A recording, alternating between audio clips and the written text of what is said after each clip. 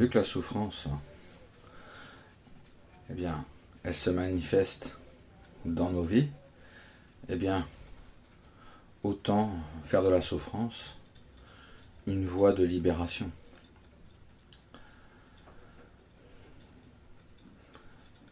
Sans la souffrance, comment voir que l'on a progressé? Comment voir qu'on a cultivé suffisamment d'expérience pour se laisser traverser par cette illusion de la souffrance? Même si elle est désagréable, on dit illusion parce qu'elle est temporaire.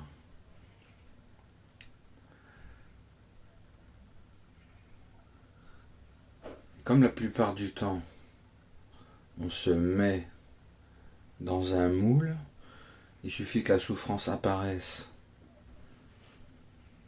régulièrement et ça y est, on s'enferme dans un rôle de déprimé.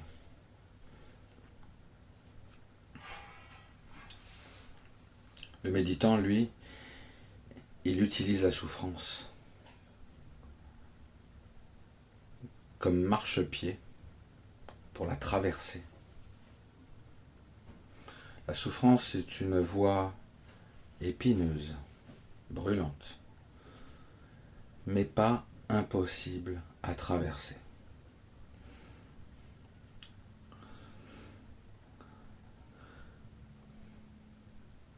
La souffrance, on pourra la considérer comme un cadeau pour justement s'en libérer toujours un petit peu mieux.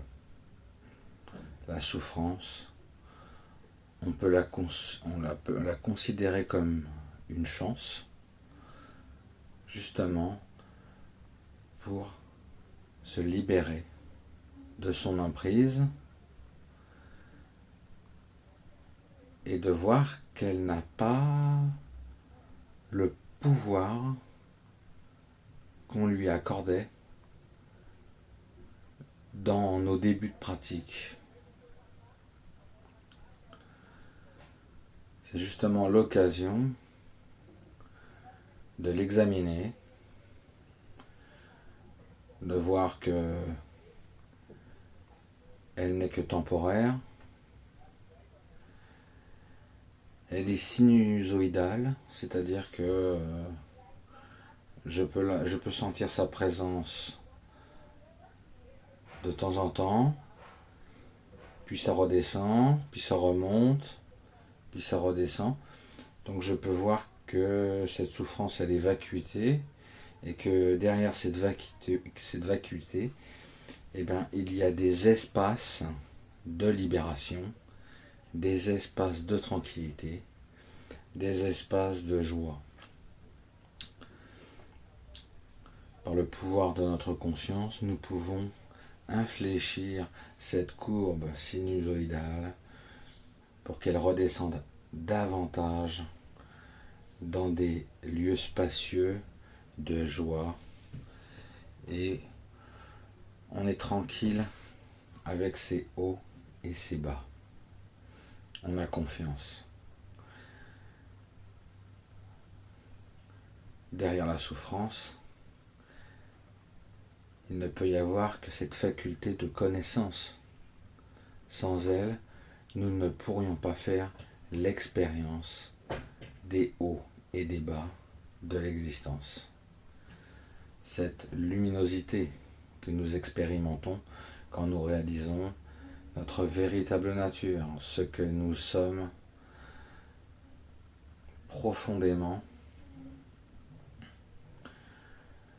nous réalisons l'infinie bonté au tréfonds de notre être. C'est notre soleil intérieur.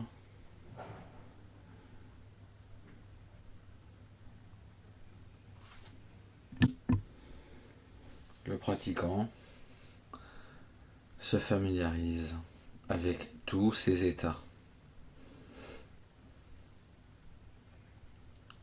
se laisse traverser avec tranquillité. Il a confiance en lui. Il a confiance à ce qu'il est fondamentalement.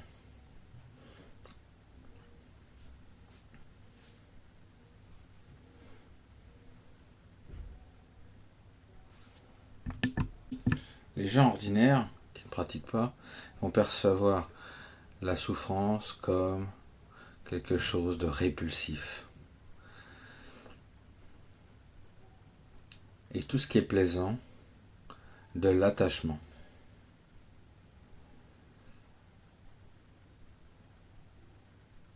Il n'y a pas de liberté. La vie inclut tous ces états. Celui qui est dans l'attachement et la répulsion est enchaîné à ces états.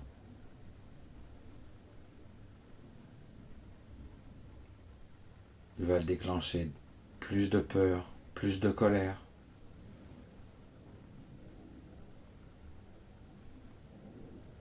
plus de jalousie,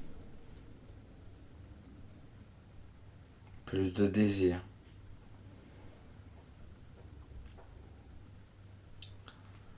Va être davantage tendance à rechercher un bonheur extérieur, entre guillemets, illusoire, alors que le véritable bonheur, le véritable soleil, se trouve dans notre véritable nature, dans notre authenticité la plus pure,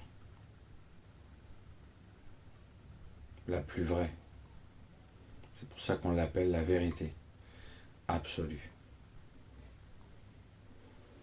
Et de cette vérité absolue, nous traversons les hauts et les bas de l'existence.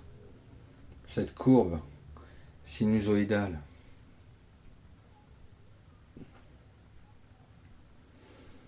Mais cette courbe, c'est la ligne de vie qui prend des vibrations, tantôt basses, tantôt plus hautes, en fonction de notre appréciation de la réalité.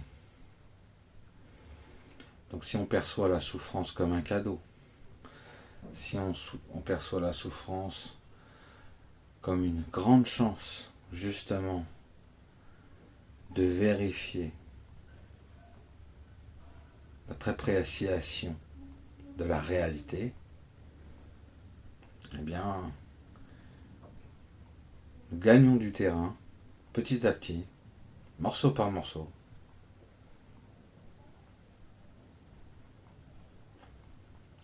Jusqu'à ce que nous percevions que bonheur, souffrance, nirvana, samsara, ça a la même nature.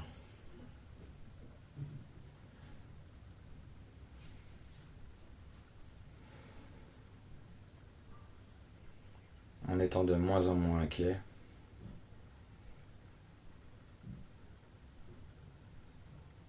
on peut révéler toutes nos qualités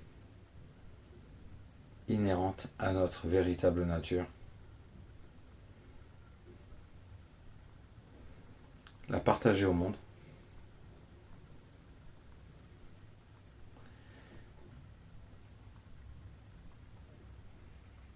Apporter quelque chose de neuf.